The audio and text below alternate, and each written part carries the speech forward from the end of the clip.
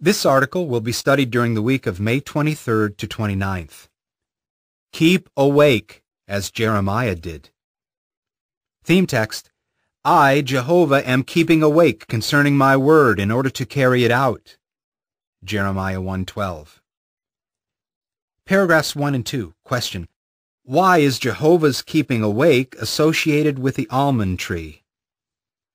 On the hills of Lebanon and Israel, one of the first trees to blossom is the almond tree.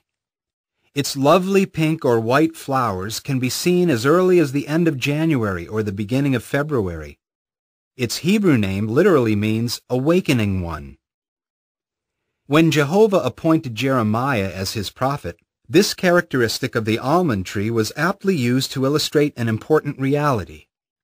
At the start of his ministry, the prophet was shown in vision an offshoot of that tree. What did it mean?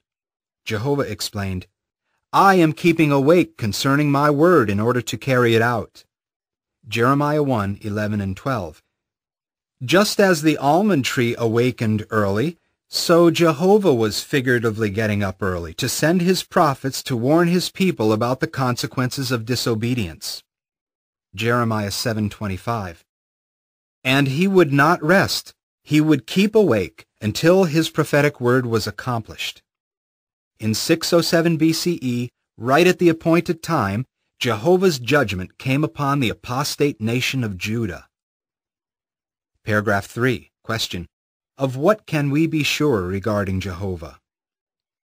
Likewise today, Jehovah is awake, attentive to carrying out his will. It is impossible for him to neglect the fulfillment of his word. How does Jehovah's attentiveness affect you? Do you believe that in this year of 2011, Jehovah is awake to the fulfillment of his promises? If we have any doubts about Jehovah's sure promises, now is the time for us to awaken from any spiritual drowsiness. As Jehovah's prophet, Jeremiah kept himself awake. Examining how and why Jeremiah kept awake to his God-given assignment will help us to see how we can persevere in the work that Jehovah has given us. An urgent message.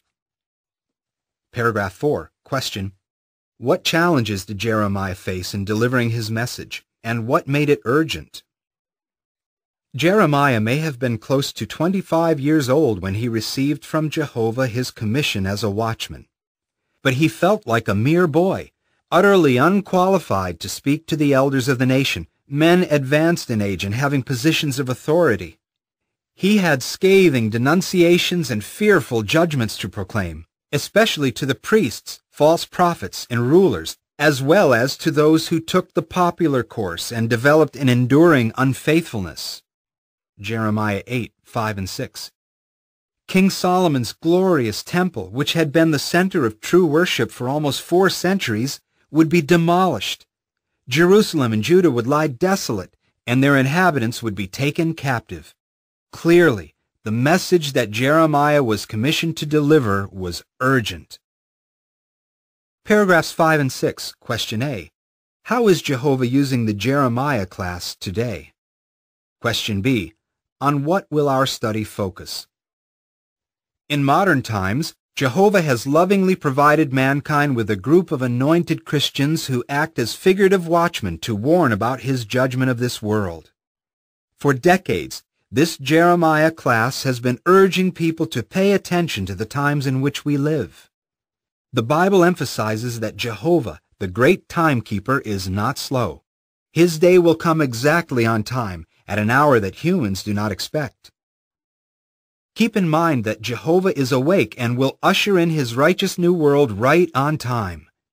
Knowing that should urge on those of the Jeremiah class and help their dedicated companions to keep awake to the increasing urgency of their message. How does that affect you? Jesus indicated that all need to take a stand for God's kingdom. Let us examine 3 qualities that helped Jeremiah to stay awake to his commission and that will help us to do the same. Love for people. Paragraph 7. Explain how love motivated Jeremiah to preach despite difficult circumstances. What motivated Jeremiah to preach despite challenging circumstances? He had love for people. Jeremiah knew that false shepherds were causing much of the trouble the people faced. This knowledge helped him do his work with love and compassion. He wanted his countrymen to hear God's words and live. He was so concerned that he wept over the calamity to come upon them. Jeremiah 8:21 reads, "Over the breakdown of the daughter of my people I have become shattered. I have grown sad. Outright astonishment has seized hold of me." Jeremiah 9:1 reads, "Oh, that my head were waters, and that my eyes were a source of tears. Then I could weep day and night for the slain ones of the daughter of my people." The book of Lamentations vividly reflects Jeremiah's deep love and concern for Jehovah's name and people. When you see people being skinned and thrown about like sheep without a shepherd today, do you not feel a desire to bring them the comforting news of God's kingdom? Matthew 9:36. Paragraph 8. Question.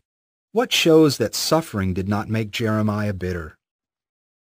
Jeremiah suffered at the hands of the very people he wished to help, yet he did not retaliate or become bitter.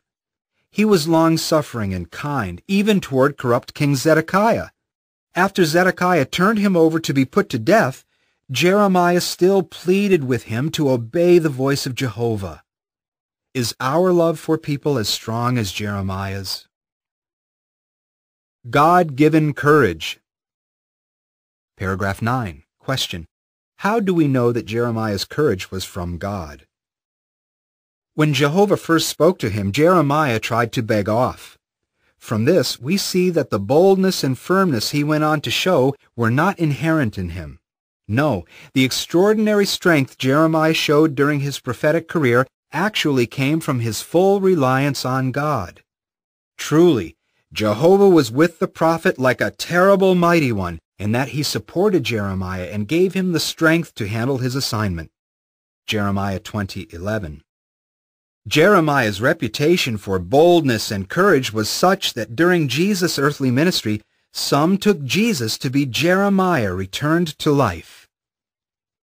Paragraph 10. Question. Why can it be said that the anointed remnant are over nations and kingdoms? As king of the nations, Jehovah commissioned Jeremiah to deliver a judgment message to nations and kingdoms. Jeremiah 10:6 and 7.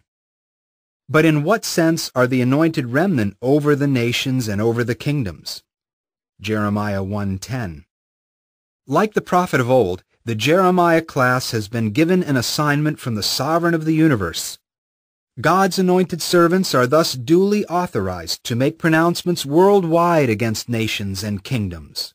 Invested with authority from the Most High God and using the clear language of His inspired word, the Jeremiah class declares that the nations and kingdoms of today will be uprooted and destroyed at God's due time and by His chosen means.